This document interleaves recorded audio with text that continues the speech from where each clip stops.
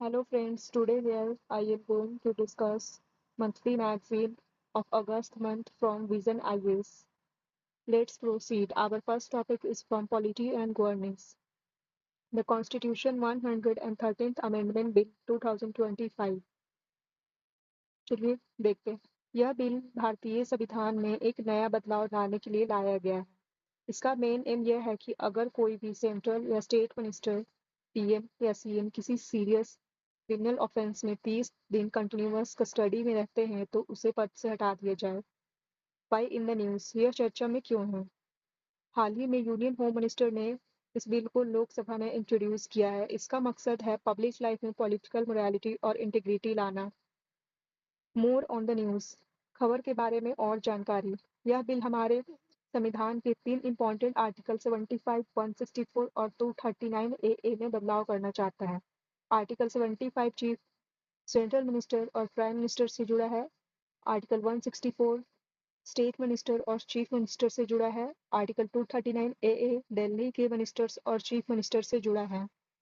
इसके साथ ही पुडुचेरी और जम्मू कश्मीर के लिए भी 2 अलग-अलग बिल लाए गए हैं ताकि वहां भी यही प्रावधान लागू हो सके। इन तीनों बिल को अब जॉइंट पार्लियामेंट्री कमेटी के पास भेजा गया ताकि वो इसकी डिटेल एग्जामिनेशन कर सके और इसके बारे में कुछ वो अपनी राय को बता सके। जेपीसी में लोकसभा में और राज्यसभा दोनों के सदस्य होते हैं। की provision of the bill, bill के मुख्य प्रावधान। ग्राउंड्स फॉर रिमूवल, अगर कोई मंत्री, पीएम, सीएम किसी ऐसे ऑफेंस के आरोप में 30 दिन तक लगातार कस्टडी में रहता है जिसकी सजा 5 साल या उससे ज्यादा हो सकती है तो उसे हटाया जा सकता है। Procedure for removal, union minister PM को छोड़कर प्रेसिडेंट प्राइम मिनिस्टर की सलाह पर उन्हें हटाएंगे। अगर पीएम 31वें दिन तक कोई सलाह नहीं देते हैं तो मिनिस्टर 31वें दिन से अपने आप ऑटोमेटिकली पद से हट जाएंगे। स्टेट मिनिस्टर सीएम को छोड़कर, इसी तरह गवर्नर चीफ मिनिस्टर की सलाह पर उन्हें हटाएंगे। अगर सीएम 31वें दिन तक सलाह नहीं देते तो मिनिस्टर खुद ब खुद पद छोड़ देंगे। और दिल्ली मिनिस्टर सीएम को छोड़कर प्रेसिडेंट दिल्ली के चीफ मिनिस्टर की सलाह पर उन्हें हटाएंगे। अगर यहाँ भी 31वें दिन तक सलाह नहीं मिलती तो मिनिस्टर अपने आप पद से हट जाएंगे। प्राइम मिनिस्टर या chief minister, union state Delhi, अगर पीएम या सीएम 30 दिनों तक कस्टडी में रहते हैं तो उन्हें 31वें दिन अपना रेजिग्नेशन लेटर देना होगा। अगर वे वैसा नहीं करते तो 31वें दिन से ऑटोमेटिकली अपने पद से हट जाएंगे।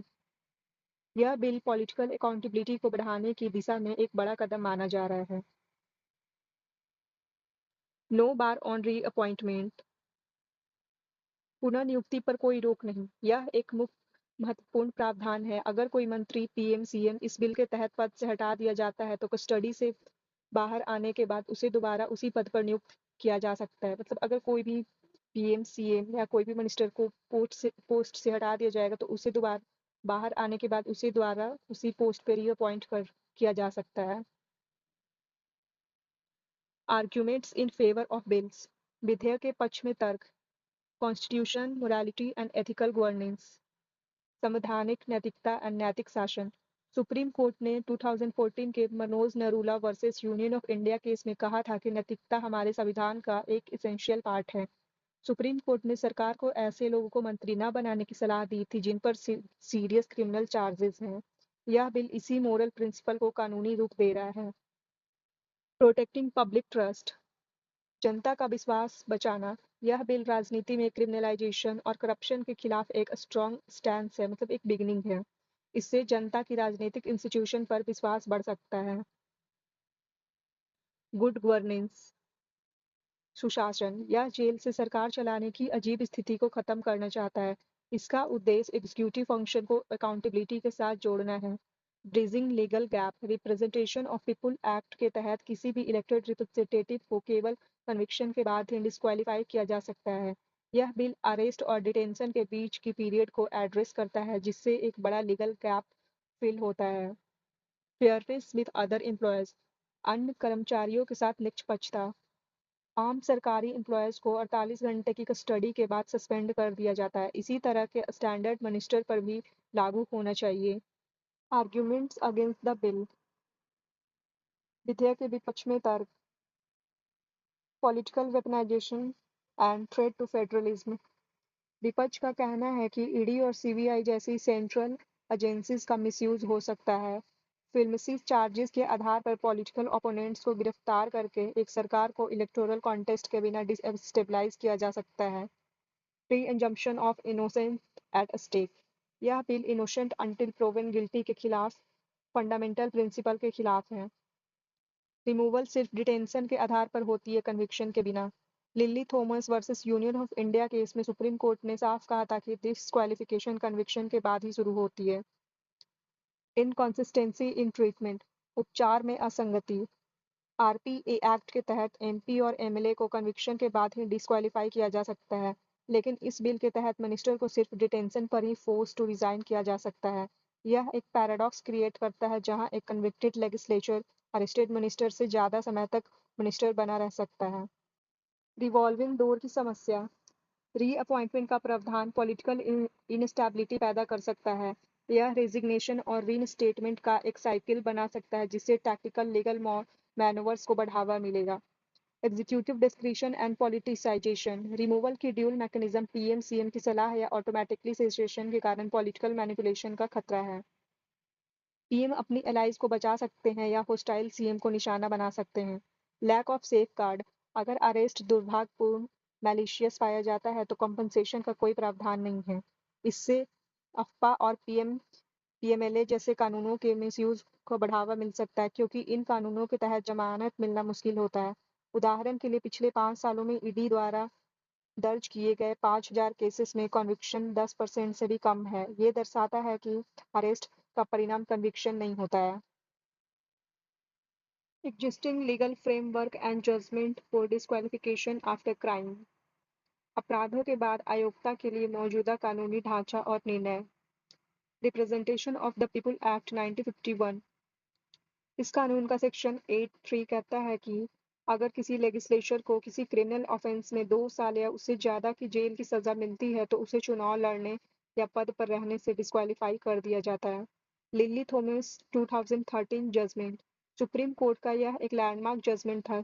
सुप्रीम कोर्ट ने आरपीए के सेक्शन 8(4) को खत्म कर दिया। सेक्शन 8(4) पहले सिटिंग मेंबर को कन्विक्शन के बाद डिस्क्वालिफिकेशन से बचाता था अगर वे अपने कन्विक्शन के खिलाफ अपील दायर करते थे। इस फैसले ने क्रिमिनल बैकग्राउंड वाले नेताओं के खिलाफ एक बड़ा रुख अपनाया। Manoj Narula versus union of India 2014। इस केस में कोर्ट ने कहा था कि क्रिमिनल बैकग्राउंड वाले लोगों को मंत्री बनाने पर कोई कानूनी रोक नहीं है, लेकिन कोर्ट ने यह भी कहा था कि प्राइम मिनिस्टर को ऐसे लोगों को मंत्री न बनाने लोगों को मंत्री बनाने से बचना चाहिए, खासकर उन पर जिन पे सीरियस ऑफेंसेस का आरोप है। PIL of public interest foundation 2018। इस केस में कोर्ट ने यह स्पष्ट किया कि कोर्ट कानून में नए डिस्क्वालिफिकेशन ग्राउंड नहीं जोड़ सकते। सुप्रीम कोर्ट ने पार्लियामेंट को ऐसे कानून बनाने की सलाह दी जिसमें पॉलिटिकल पार्टीज को सीरियस क्रिमिनल की सदस्यता रद्द करने और उन्हें चुनाव लड़ने के लिए टिकट न देने के लिए मजबूर किया जाए।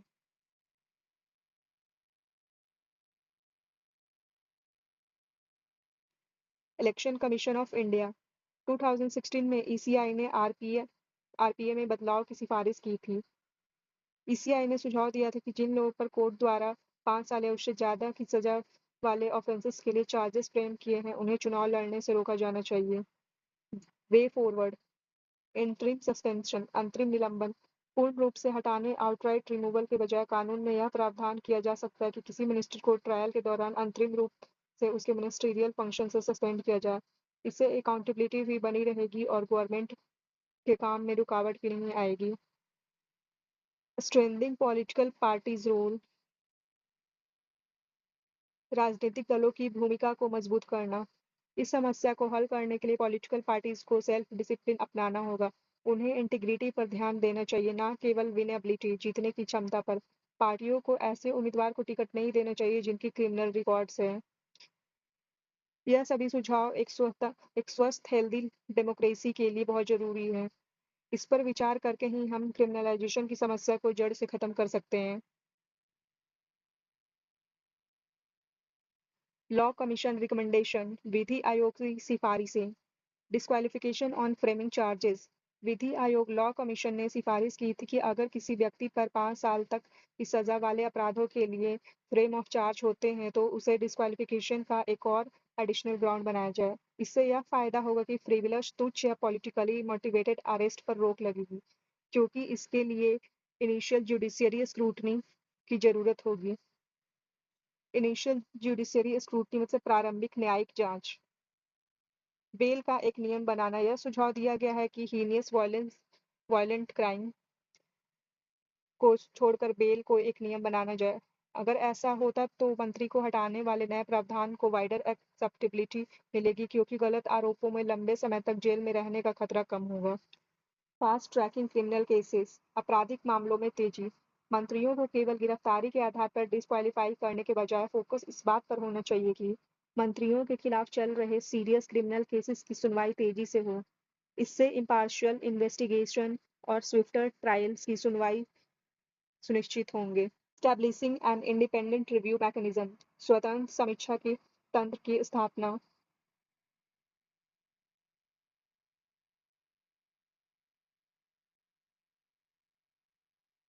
एक ट्रिब्यूनल या जुडिशियल पैनल जैसे एक स्वतंत्र संस्था इंडिपेंडेंट बॉडी बनाई जा सकती है। इसका काम यह जांच करना होगा कि मंत्री को हटाने की शर्तें पूरी हुई है या नहीं।